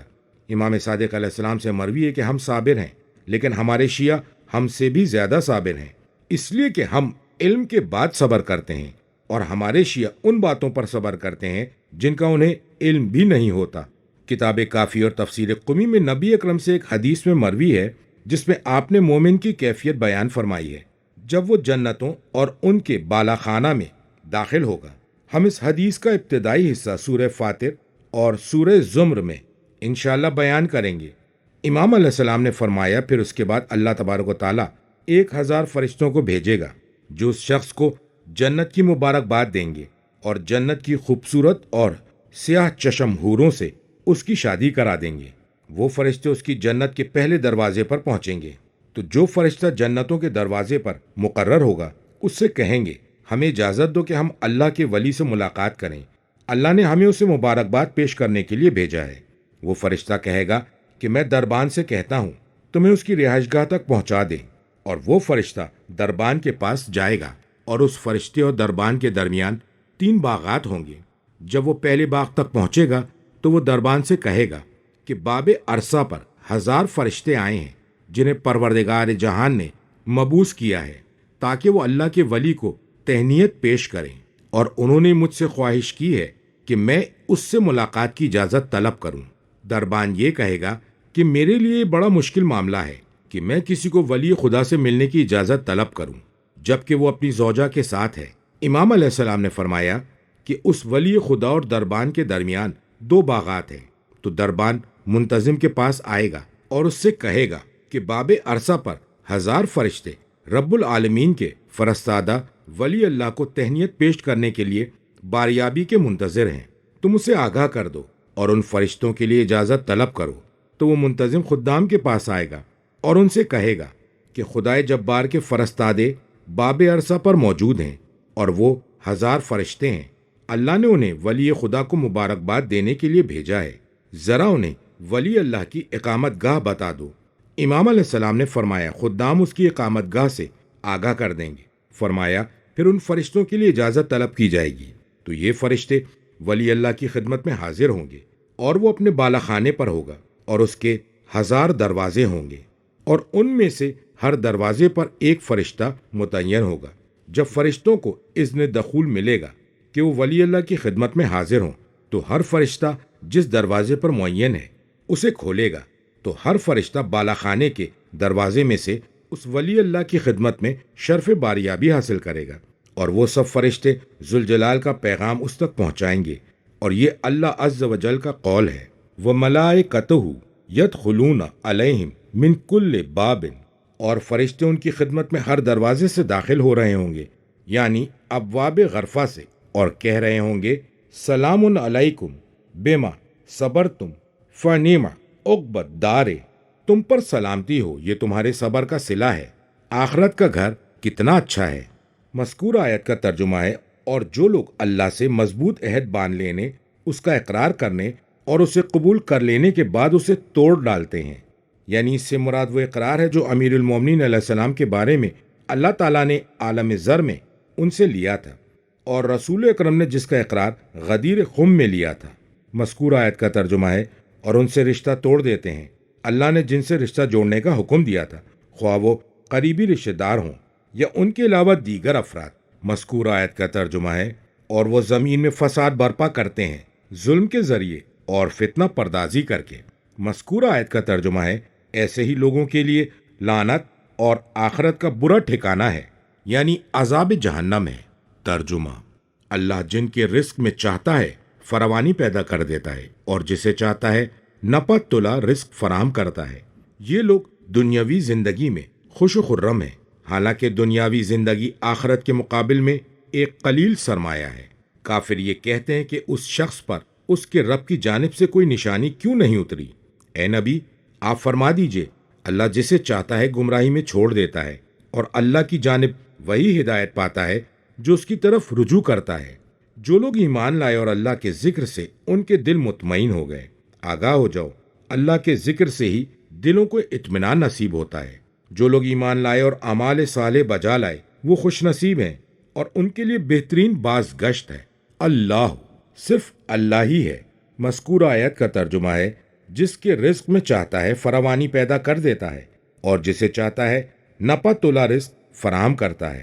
مذکورہ آیت کا ترجمہ ہے، یہ لوگ دنیاوی زندگی میں خوش و خرم ہیں، اس لیے کہ اللہ نے ان کے رزق میں وسعت دی ہے۔ مذکورہ آیت کا ترجمہ ہے، اور دنیاوی زندگی کی آخرت کے مقابلے میں کیا حیثیت ہے؟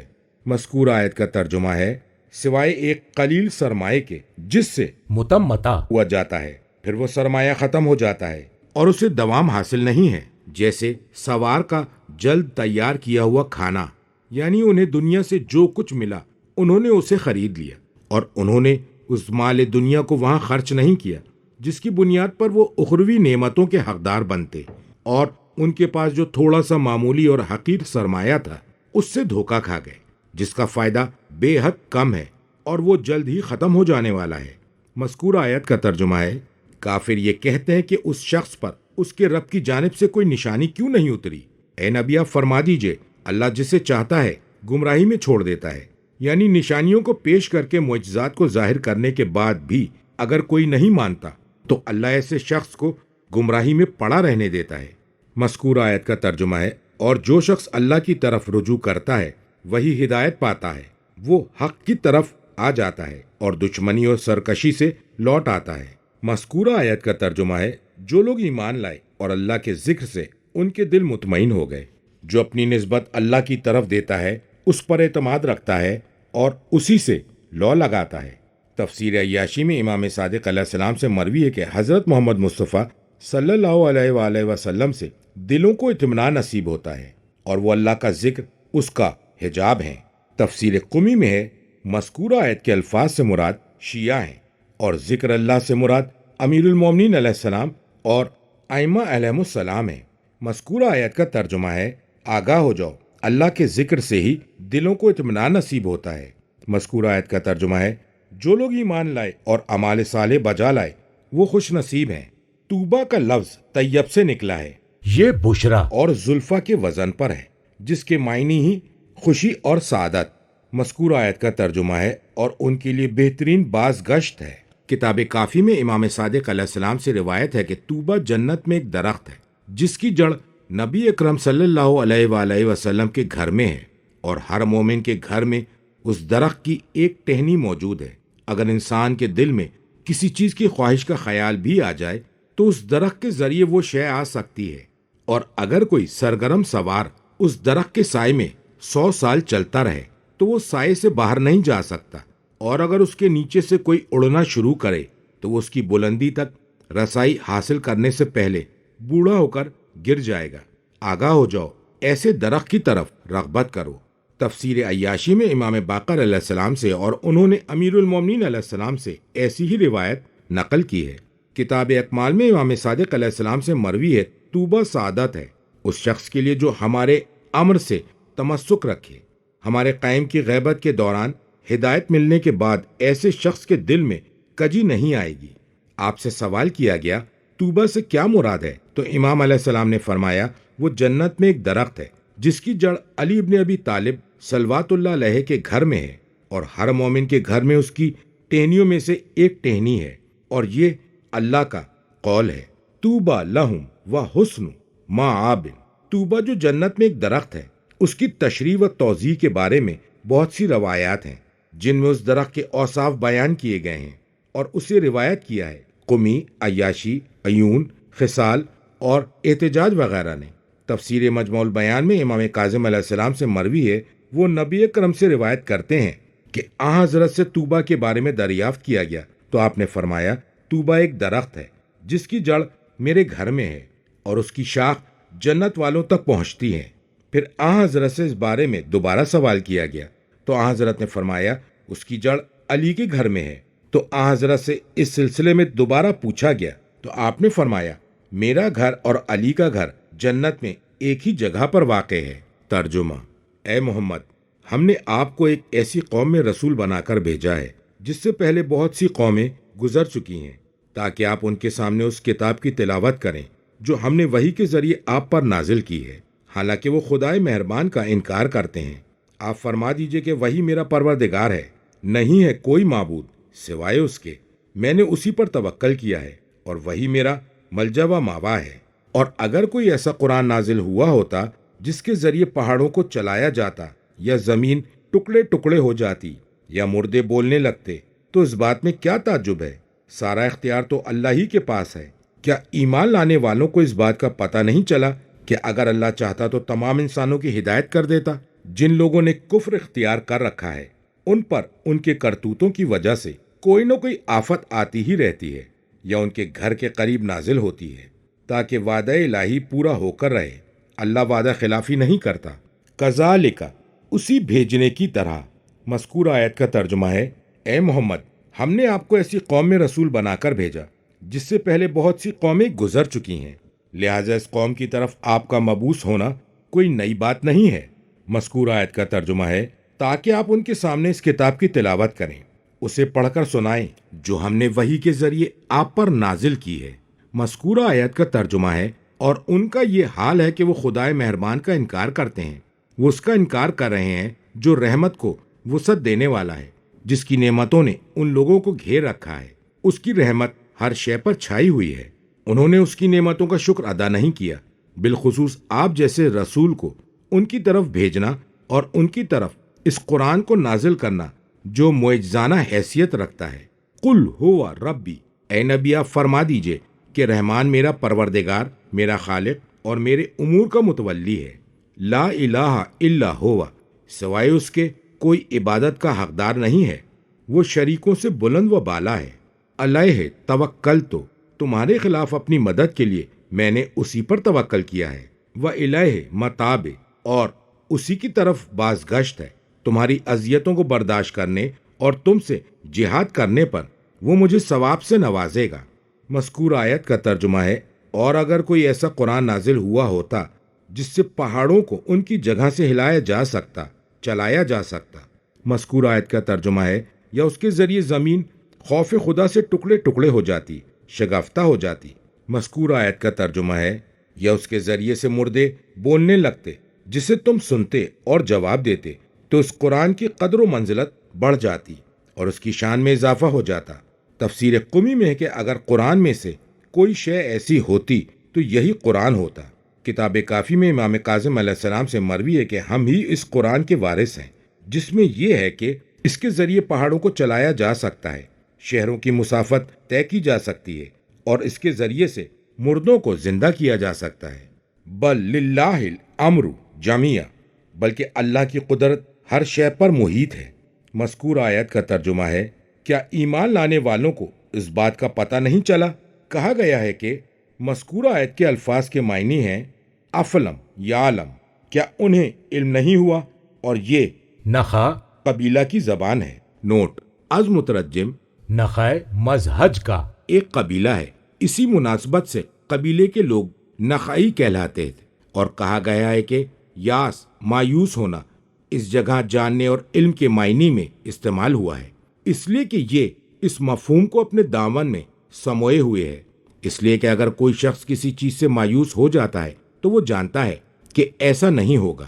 مذکور آیت کا ترجمہ ہے کہ اگر اللہ چاہتا تو تمام انسانوں کی ہدایت کر دیتا، کافروں پر ان کے کرتوتوں کے سبب کوئی نہ کوئی آفت آتی رہتی ہے، یعنی ان کے کفر اور برے اعمال کے سبب ان پر آفت آتی ہے، ایسی مصیبت جو ان کے نفوس اور اموال میں طرح طرح کی مصیبتوں کو آواز دیتی ہے۔ مذکور آیت کے الفاظ سے مراد یا مصیبت نازل ہوتی ہے۔ مذکور آیت کا ترجمہ ہے ان کے گھر کے قریب جس سے یہ خوف زدہ ہو جاتے ہیں، جن کی چنگاریاں ان تک اڑ کر پہنچتی ہیں، جیسے وہ سرایا جنہیں رسول اکرم روانہ فرماتے تھے۔ ان کے ایک سال بڑے جانوروں کو تبدیل کر دیا جاتا تھا اور ان کے چوپاؤں کو اچک لیا جاتا تھا۔ نوٹ: از مترجم سرایا سریہ کی جمع ہے اور اس سے مراد وہ لشکر ہے جس میں نبی اکرم خود تشریف نہیں لے جاتے تھے، بلکہ اصحاب میں سے کسی کو امیر بنا کر روانہ کرتے تھے۔ اس میں جانے والوں کی تعداد 5 سے لے کر 300-400 تک ہوتی تھی۔ مذکور آیت کا ترجمہ ہے تاکہ وعدہ الہی پورا ہو کر رہے، اللہ وعدہ خلافی نہیں کرتا۔ تفسیر قمی میں امام باقر علیہ السلام سے مروی ہے، مذکور آیت کا ترجمہ ہے، اور کافروں پر مسلسل ان کی کارستانیوں کے سبب کوئی نہ کوئی مصیبت آتی رہتی ہے، اور قارعہ سے مراد سزا ہے۔ مذکور آیت کا ترجمہ ہے یا ان کے گھر کے قریب نازل ہوتی ہے، ان کے علاوہ دوسری قوم پر نازل ہوتی ہے۔ وہ لوگ اسے دیکھتے ہیں اور اس کے بارے میں سنتے ہیں، اور جن پر یہ مصیبت آئی ہے وہ انہی جیسے نافرمان کافر ہیں۔ وہ ایک دوسرے کی نصیحت قبول نہیں کرتے اور وہ اسی طرح کرتے رہیں گے۔ مذکور آیت کا ترجمہ ہے یہاں تک کہ اللہ نے مومنین سے جو نصرت کا وعدہ کیا ہے وہ آ جائے اور اللہ کافروں کو رسوا کر دے۔ ترجمہ: اے محمد، آپ سے پہلے بہت سے نبیوں کا مذاق اڑایا جا چکا ہے، میں نے کافروں کو ہمیشہ ڈھیل دی ہے، پھر ان کا مواخذہ کیا، دیکھ لو میری سزا کیسی سخت ہوتی ہے۔ کیا وہ ہستی جو ہر ایک کے اعمال سے باخبر ہے، اس کے مقابلے میں انہوں نے اللہ کے لیے بہت سے شریک بنا لیے ہیں۔ اے نبی، آپ ان سے دریافت کیجئے کہ تم ان کے نام تو بتاؤ، کیا تم اللہ کو نئی بات بتا رہے ہو جسے وہ اپنی زمین میں نہیں جانتا، یا تم لوگ جو تمہارے منہ میں آتا ہے کہے جا رہے ہو؟ بلکہ حقیقت یہ ہے کہ کافروں کے لیے ان کے مکر کو خوشنما بنا دیا گیا ہے اور وہ راہ راست سے روک دیے گئے ہیں، اور اللہ جسے گمراہی میں چھوڑ دے اسے کوئی راہ دکھانے والا نہیں ہے۔ ان کے لیے دنیاوی زندگی میں عذاب ہے اور یقیناً آخرت کا عذاب اس سے بھی زیادہ سخت ہے، اور انہیں اللہ سے بچانے والا کوئی بھی نہیں ہے۔ مذکورہ آیت کا ترجمہ ہے، یہ آیت رسول اکرم صلی اللہ علیہ وآلہ وسلم کو تسلی دینے کے لیے ہے اور ان کا مذاق اڑانے والوں اور انہیں اذیت دینے والوں کے لیے ایک طرح کی تنبیہ ہے۔ املائے تو املا سے ماخوذ ہے، یعنی ایک عرصے تک اسے مہلت دے دی جائے اور اسے امن اور آرام سے رہنے دیا جائے۔ تفسیر قمی میں ہے، آرزوؤں نے انہیں لمبے عرصے تک رہنے دیا، پھر انہیں ہلاک کر ڈالا۔ مذکور آیت کا ترجمہ ہے، دیکھ لو میری سزا کیسی سخت ہوتی ہے۔ مذکور آیت کا ترجمہ ہے، کیا وہ ہستی جو ہر ایک کے عمل سے باخبر ہے، اس کا نگران ہے، اس کے راز کو مخفی رکھنے والا ہے، وہ جانتا ہے کہ اس شخص نے عمل خیر انجام دیا ہے یا برائی کا ارتکاب کیا ہے، ان کے اعمال کی کوئی شے اس سے مخفی نہیں ہے، اور جو شخص ایسا نہیں ہے اس کی جزا ذرہ برابر اس کے نزدیک باقی نہیں رہتی۔ مذکورہ آیت کا ترجمہ ہے اور انہوں نے اللہ کے لیے بہت سے شریک بنا لیے ہیں۔ مذکورہ آیت کا ترجمہ ہے، اے پیغمبر آپ ان سے فرما دیجئے ذرا ان کے نام تو بتاؤ کہ وہ کون ہیں، یا ان کے اوصاف بیان کرو، پھر دیکھو کہ کیا ان کے پاس وہ خوبی ہے جس کی بنیاد پر وہ عبادت کے مستحق قرار پائیں اور شرکت کے قابل ہو سکیں۔ مذکورہ آیت کا ترجمہ ہے، کیا تم اللہ کو نئی بات سے آگاہ کر رہے ہو؟ مذکورہ آیت کا ترجمہ ہے، جسے وہ اپنی زمین میں نہیں جانتا کہ اس کے شریک کار بھی ہیں، حالانکہ جو کچھ آسمانوں اور زمین میں ہے وہ سب کچھ جانتا ہے، اور جب اللہ ان کو نہیں جانتا تو اس کے معنی یہ ہیں وہ شرکا کوئی حقیقت نہیں رکھتے جس کا علم سے تعلق ہو، اور مراد ہے تمام شرکا کی نفی کرنا۔ مذکورہ آیت کا ترجمہ ہے، یا تم نے انہیں شرکا کے نام سے ظاہری قول کی بنیاد پر کہا ہے جس کی نہ کوئی حقیقت ہے اور نہ ہی اعتبار، جیسے کسی زنجی حبشی کو کافور جس کی رنگت سفید ہوتی ہے کہا جائے، اور استدلال کے موقع پر یہ اسلوب بیان فصیح زبان میں پکار پکار کر یہ کہہ رہا ہے یہ قرآن کسی بشر کا کلام نہیں ہے۔ مذکورہ آیت کا ترجمہ ہے، بلکہ حقیقت یہ ہے کہ کافروں کے لیے ان کے مکر کو خوشنما بنا دیا گیا ہے، ان کے مکر کو ملما کر دیا گیا، تو وہ صرف لغو اور فضول باتیں سوچتے ہیں اور اسے بھلائی کا رنگ دیتے ہیں۔ مذکورہ آیت کا ترجمہ ہے، اور وہ حق کے راستے اور سیدھے راستے سے روک دیے گئے ہیں۔ مذکورہ آیت کا ترجمہ ہے، اور اللہ جسے گمراہی میں چھوڑ دے۔ مذکورہ آیت کا ترجمہ ہے، تو اسے کوئی راہ دکھلانے والا نہیں جو اسے ہدایت کی راہ پر لگائے۔ مذکورہ آیت کا ترجمہ ہے، ان کے لیے دنیاوی زندگی میں عذاب ہے، قتل، قید اور دیگر مصیبتوں کی شکل میں۔ مذکورہ آیت کا ترجمہ ہے، اور آخرت کا عذاب اس سے بھی زیادہ سخت ہے، اس لیے کہ اس میں شدت اور دوام ہے۔ مذکورہ آیت کا ترجمہ ہے، اور انہیں اللہ سے بچانے والا کوئی بھی نہیں۔ ترجمہ: متقین کے لیے جس جنت کا وعدہ کیا گیا ہے اس کی خوبی یہ ہے کہ اس کے نیچے نہریں رواں ہیں، اس کے پھل دائمی ہیں اور اس کا سایہ لازوال ہے۔ صاحبان تقوی کا یہ انجام ہے، اور کافروں کا انجام آتش جہنم ہے۔ اے نبی، جن لوگوں کو ہم نے پہلے کتاب دی تھی وہ اس کتاب پر خوش نہیں جو آپ پر نازل کی گئی ہے، اور مختلف گروہوں میں کچھ لوگ ایسے بھی ہیں جو اس کتاب کی کچھ باتوں کو نہیں مانتے۔ آپ فرما دیجئے کہ مجھے تو بس یہ حکم دیا گیا ہے کہ اللہ کی عبادت کروں اور اس کی ذات میں کسی کو شریک قرار نہ دوں، لہٰذا میں اسی کی طرف دعوت دیتا ہوں اور اسی سے رجوع کرتا ہوں۔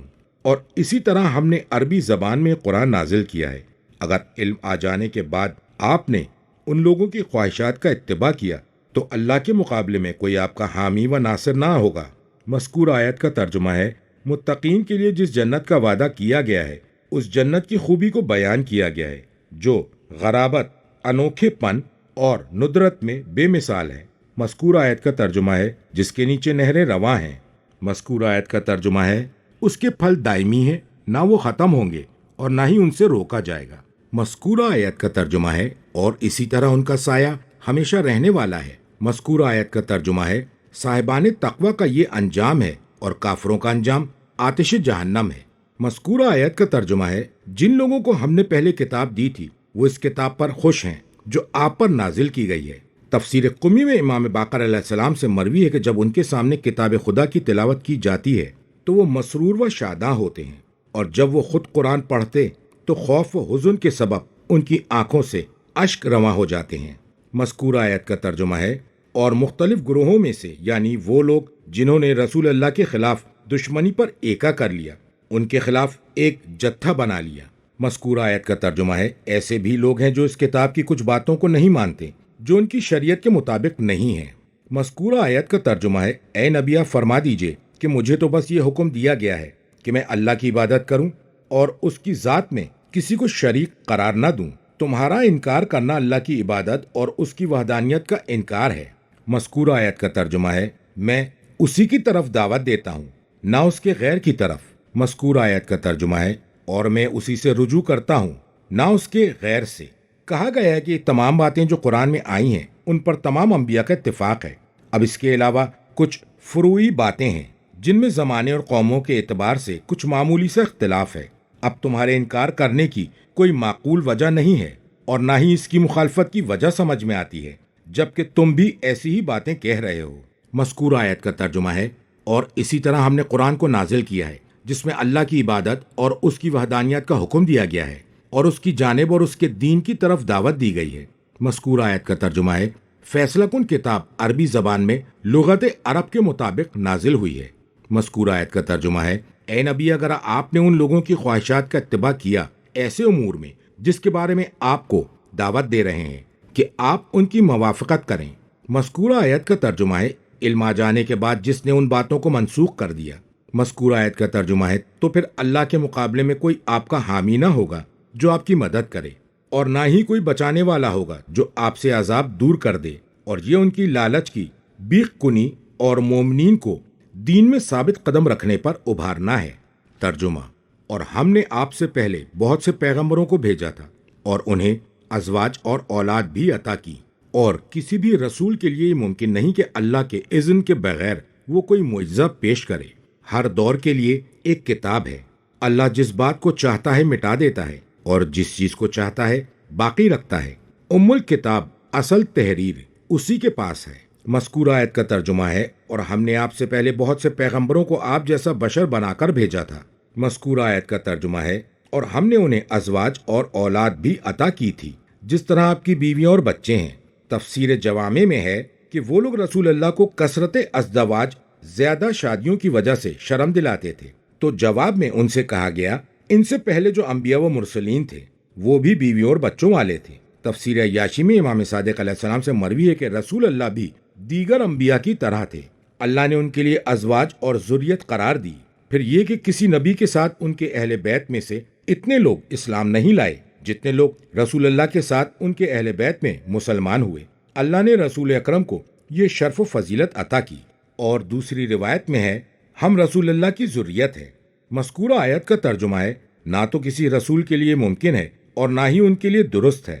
مذکورہ آیت کا ترجمہ ہے کہ وہ کوئی معجزہ لے کر آئے اور اسے پیش کرے اور کسی فیصلے کے لیے اس سے التماس کی جائے۔ مذکورہ آیت کا ترجمہ ہے، مگر یہ سب کچھ وہ اللہ کی اجازت سے کر سکتا ہے، اس صورت میں وہ اس معجزے کے لانے پر قادر ہوگا۔ مذکورہ آیت کا ترجمہ ہے، ہر دور کے لیے ایک کتاب ہوتی ہے، ہر زمانے کے لیے ایک حکم ہوتا ہے جو بندوں کے لیے لکھ دیا جاتا ہے، اور ان کے لیے وہی حکم ہوتا ہے جس میں ان کی بھلائی ہوتی ہے۔ مذکورہ آیت کا ترجمہ ہے، اللہ جس بات کو چاہتا ہے مٹا دیتا ہے اور جس چیز کو چاہتا ہے باقی رکھتا ہے۔ الکتاب اسی کے پاس ہے، یعنی اصل کتاب، اور وہ ایک لوح تختی ہے جو مٹنے اور تبدیل ہونے سے محفوظ ہے، اور اس میں تمام چیزیں موجود ہیں۔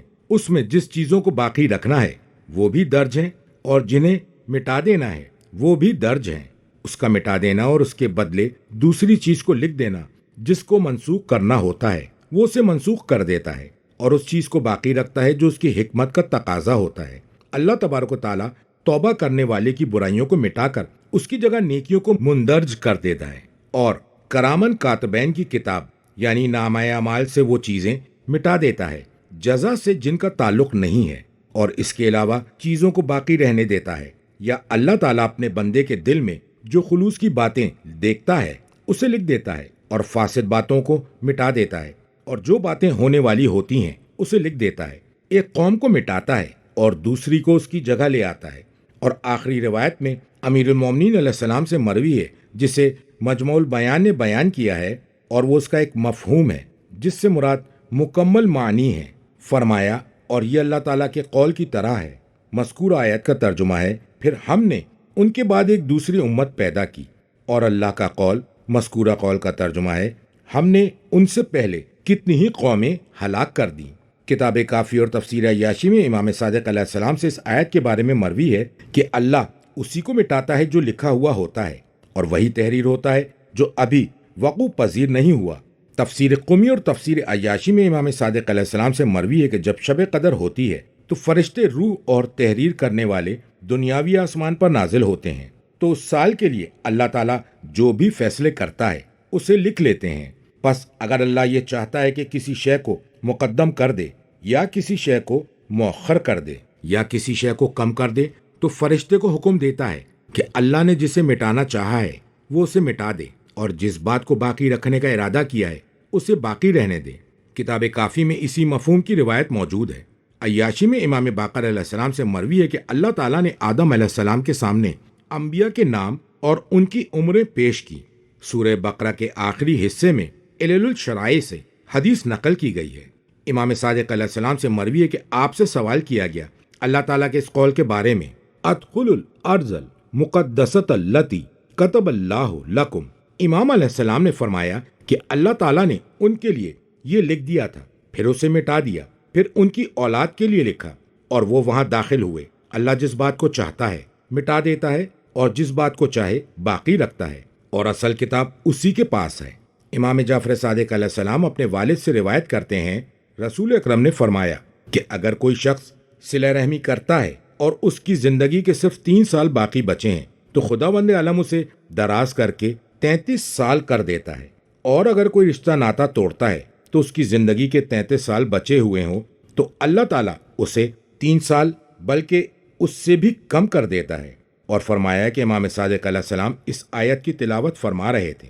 امام صادق علیہ السلام سے مروی ہے کہ آپ سے سوال کیا گیا اللہ تعالیٰ کے مذکورہ قول کے بارے میں، تو آپ نے فرمایا کہ وہ کتاب ایسی کتاب ہے اللہ جس چیز کو چاہتا ہے اس میں باقی رکھتا ہے، اور جسے چاہتا ہے مٹا دیتا ہے۔ اسی سبب سے دعائے قضا فیصلے کو ٹال دیتی ہے، اور وہ دعا اس پر لکھی ہوئی ہے جس سے قضا کو ٹالا جا سکتا ہے، یہاں تک کہ جب وہ الکتاب تک پہنچ جائے تو پھر وہاں کوئی دعا کارگر نہیں ہوتی۔ تفسیر مجموع البیان میں نبی اکرم سے مروی ہے کہ وہ الکتاب کے علاوہ 2 کتابیں ہیں، اللہ اس میں جس چیز کو چاہتا ہے مٹا دیتا ہے اور جسے چاہتا ہے باقی رکھتا ہے، لیکن الکتاب میں کسی قسم کی تبدیلی ممکن نہیں۔ امام صادق علیہ السلام سے مروی ہے کہ وہ 2 امر ہیں، موقوف ٹھہرایا ہوا، روکا ہوا، اور محتوم حتمی جس کا فیصلہ ہو چکا ہے۔ جو محتوم ہوتا ہے وہ انجام تک پہنچ جاتا ہے، اور جو موقوف ہوتا ہے تو اس میں اللہ کی مشیت جو فیصلہ کرنا چاہتی ہے کرتی ہے۔ تفسیر عیاشی میں امام باقر علیہ السلام سے مروی ہے، آپ نے فرمایا کہ امام زین العابدین فرمایا کرتے تھے کہ اگر کتاب اللہ کی ایک آیت نہ ہوتی تو میں تمہیں قیامت تک ہونے والے واقعات سے باخبر کر دیتا۔ میں نے سوال کیا وہ کون سی آیت ہے؟ تو امام علیہ السلام نے فرمایا اللہ تعالیٰ کا قول یمحو اللہ ما یشاء ویثبت وعندہ الکتاب، اور ایسی ہی روایت کتاب توحید میں امیر المومنین علیہ السلام سے مروی ہے۔ کتاب کافی اور تفسیر عیاشی میں امام باقر علیہ السلام سے مروی ہے کہ علم 2 طرح کے ہوتے ہیں، ایک علم وہ ہے جو اللہ کے پاس خزانے میں محفوظ ہے، مخلوقات میں سے کوئی بھی اس پر مطلع نہیں ہے، اور ایک علم وہ ہے جسے اللہ تعالیٰ نے فرشتوں اور رسولوں کو سکھایا ہے۔ لہٰذا جو علم اس نے فرشتوں اور رسولوں کو سکھایا ہے تو وہ ہو کر رہے گا، اور اس بارے میں نہ تو وہ خود جھوٹ کہہ رہا ہے اور نہ ہی فرشتے اور مرسلین جھوٹ کہہ رہے ہیں۔ اور وہ علم جو اللہ کے خزانے میں محفوظ ہے اس میں اللہ جس طرح چاہے تقدم اور تاخر کرتا ہے اور جسے چاہے باقی رکھتا ہے۔ میں فیض کاشانی کہتا ہوں، اور کبھی ایسا بھی ہوتا ہے کہ اللہ تبارک و تعالیٰ اس علم مخزون کے کچھ نادر امور اپنے مرسلین میں سے کچھ کو سکھا دیتا ہے، جیسا کہ احادیث میں وارد ہوا ہے، اور اس طرح اس حدیث اور اس سے ما قبل جو حدیث بیان کی جا چکی ہیں ان دونوں میں موافقت ہو سکتی ہے۔ اور اگر آپ مکمل تحقیق کے خواہاں ہیں تو آپ کو چاہیے کہ ہماری کتاب جو الوافی کے نام سے موسوم ہے اس کے جزء اول میں فی ابواب معرفت مخلوقات اللہ و فعالہ کی طرف رجوع کریں۔ ترجمہ: اے نبی، ہم نے ان لوگوں سے جس برے انجام کا وعدہ کیا ہے اس کا کچھ حصہ ہم آپ کو جیتے جی دکھا دیں گے، یا اس سے پہلے ہم آپ کو اٹھا لیں گے۔ آپ کا کام تو پیغام پہنچا دینا ہے، اور حساب لینا ہماری ذمہ داری ہے۔ کیا انہوں نے نہیں دیکھا کہ ہم زمین کو اس کے اطراف سے کم کرتے چلے جا رہے ہیں؟ اور اللہ فیصلہ کرتا ہے، کوئی اس کے فیصلوں پر نظر ثانی کرنے والا نہیں، وہ بہت جلد حساب کر لیتا ہے۔ مذکور آیت کا ترجمہ ہے، اور جیسا موقع ہوا اس کے مطابق ہم نے ان سے جس برے انجام کا وعدہ کیا ہے اس کا کچھ حصہ ہم آپ کو دکھا دیں گے، یا اس سے پہلے ہم آپ کو اٹھا لیں گے۔ مذکور آیت کا ترجمہ ہے، بس آپ کا کام تو پیغام پہنچا دینا ہے، اس کے علاوہ کچھ اور نہیں۔ مذکور آیت کا ترجمہ ہے، اور حساب لینا ہماری ذمہ داری ہے تاکہ ہم بدلہ دے سکیں۔ یہ آپ کا کام نہیں ہے۔ آپ ان لوگوں کی روگردانی پر غمگین نہ ہوں اور ان کے لیے عذاب میں جلدی نہ کریں۔ ہم ان کے لیے انتظام کر رہے ہیں، اور یہ تو ہر اول دستہ کی طرح اس کا پیش خیمہ ہے۔ مذکور آیت کا ترجمہ ہے، کیا انہوں نے نہیں دیکھا کہ زمین کے باشندگان کے چلے جانے کے بعد ہم زمین کو اس کے اطراف سے کم کرتے جا رہے ہیں؟ کتاب احتجاج میں امیر المومنین علیہ السلام سے مروی ہے کہ اس سے مراد امتوں کی ہلاکت ہے، اسے اتیان سے تعبیر کیا ہے۔ کتاب فقہ میں امام صادق علیہ السلام سے مروی ہے کہ آپ سے اس آیت کے بارے میں سوال کیا گیا تو امام علیہ السلام نے فرمایا اس سے مراد علماء کا ناپید ہونا ہے۔ تفسیر قمی میں ہے کہ اس سے مراد اس زمین کے علماء کی موت ہے۔ کتاب کافی میں امام باقر علیہ السلام سے مروی ہے کہ امام زین العابدین علیہ السلام فرمایا کرتے تھے کہ ہمارا جلدی مر جانا اور قتل ہو جانا ہمارے لیے بے حد آسان بنا دیتا ہے۔ ہمارے بارے میں اللہ کا مذکورہ قول انا ناتیل ارضا ننقصها من اطرافها ہے اور اس سے مراد علماء کا چلا جانا ہے۔ میں فیض کاشانی کہتا ہوں کہ اس تفسیر کی بنیاد پر اطراف یا طرف کی جمع ہوگی، یعنی علماء اور اشراف، جیسا کہ غریب القرآن و غریب الحدیث علامہ حروی میں ہے۔ مذکور آیت کا ترجمہ ہے اور اللہ فیصلہ کرتا ہے کہ کوئی اس کے فیصلوں پر نظر ثانی کرنے والا نہیں، کوئی اسے پلٹا نہیں سکتا، اور معاقب یعنی نظر ثانی کرنے والا جو کسی چیز پر نظر ثانی کرے اسے باطل قرار دیتا ہے۔ مذکور آیت کا ترجمہ ہے اور وہ بہت جلد حساب کر لیتا ہے، وہ تھوڑے سے وقت میں سب کا حساب کر لے گا۔ ترجمہ: ان سے پہلے جو لوگ تھے انہوں نے بڑی مکاریاں کی، لیکن ساری تدبیریں تو اللہ کے پاس ہیں۔ اللہ جانتا ہے کہ ہر فرد کیا کچھ کر رہا ہے، اور ان قریب کفار جان لیں گے کہ کس کا انجام بخیر ہوتا ہے۔ اور کافر یہ کہتے ہیں کہ آپ رسول نہیں ہیں۔ اے نبی، آپ فرما دیجئے میرے اور تمہارے درمیان گواہی کے لیے اللہ کافی ہے، اور وہ جس کے پاس پوری کتاب کا علم ہے۔ مذکورہ آیت کا ترجمہ ہے ان سے پہلے جو لوگ تھے انہوں نے انبیاء اور ان کے درمیان جو مومنین تھے ان سے خوب مکاریاں کی۔ مذکورہ آیت کا ترجمہ ہے لیکن ساری تدبیریں تو اللہ کے پاس ہیں، اس کی تدبیر کے سامنے کسی کی تدبیر کارگر نہیں ہوگی۔ وہی اپنے مقصود پر قدرت رکھتا ہے، اس کے غیر کا کوئی اختیار نہیں ہے۔ تفسیر قمی میں ہے کہ اگر مکر کی نسبت اللہ کی طرف ہو تو اس سے مراد عذاب ہے۔ مذکور آیت کا ترجمہ ہے اللہ جانتا ہے کہ ہر فرد کیا کچھ کر رہا ہے، وہ اس کی جزا مہیا کرتا ہے، اور وہ اس کے پاس اس طرح آتی ہے کہ اسے پتہ تک نہیں چلتا۔ مذکورہ آیت کا ترجمہ ہے اور ان قریب کفار جان لیں گے۔ مذکورہ آیت کا ترجمہ ہے کہ دونوں گروہوں میں سے کس کا انجام قابل تعریف اور لائق تحسین ہوتا ہے۔ مذکورہ آیت کا ترجمہ ہے اور کافر یہ کہتے ہیں کہ آپ رسول نہیں ہیں۔ اے نبی، آپ فرما دیجئے میرے اور تمہارے درمیان گواہی کے لیے اللہ کافی ہے۔ مذکورہ آیت کا ترجمہ ہے کہ اللہ تبارک و تعالیٰ نے میری رسالت پر حجتیں اور دلائل ظاہر کر دیے، لہٰذا کسی کو گواہ کی ضرورت نہیں جو رسالت کو گواہی دے۔ مذکور آیت کا ترجمہ ہے اور وہ جس کے پاس پوری کتاب کا علم ہے۔ کتاب کافی، خرائج اور عیاشی میں امام باقر علیہ السلام سے مروی ہے مذکورہ آیت سے مراد اس سے مراد ہم لوگ ہیں، اور علی ہم میں اول افضل اور نبی اکرم کے بعد سب سے بہتر ہے۔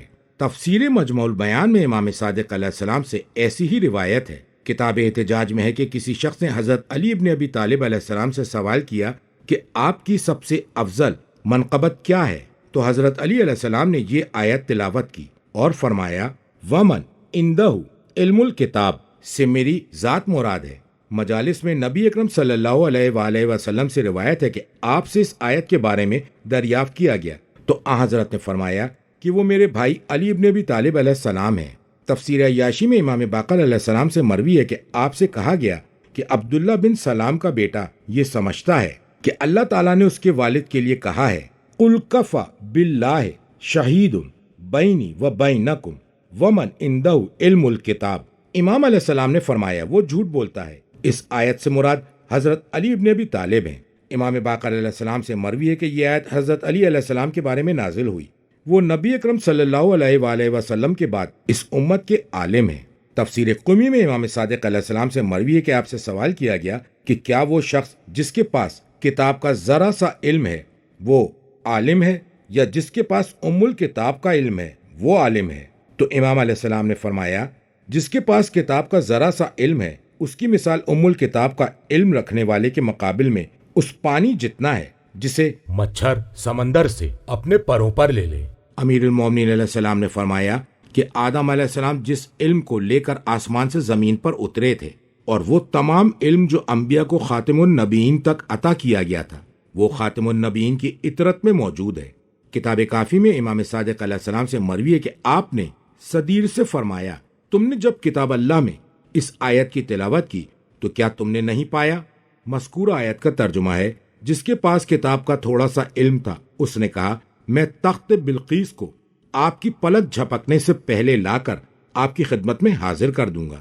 سورہ نمل آیت 40۔ اس کے بعد آپ نے اسی سے ملتا جلتا تذکرہ کیا اور آخر میں فرمایا، علم الکتاب، جہاں تک کتاب کے علم کا تعلق ہے تو خدا کی قسم ہمارے پاس مکمل علم الکتاب ہے۔ کتاب ثواب الاعمال اور تفسیر عیاشی میں امام صادق علیہ السلام سے مروی ہے کہ جو شخص سورہ رعد کی کثرت سے تلاوت کرے گا تو اللہ تعالیٰ کڑک اور گرج کے ساتھ آسمان سے گرنے والی آگ سے اسے محفوظ رکھے گا، خواہ وہ ناصب ہی کیوں نہ ہو، اور اگر مومن ہو تو وہ بغیر حساب کے جنت میں داخل ہوگا، اور وہ اپنے اہل بیت اور بھائی بندوں میں جنہیں بھی پہچانتا ہوگا ان کے بارے میں اس کی شفاعت قبول کی جائے گی۔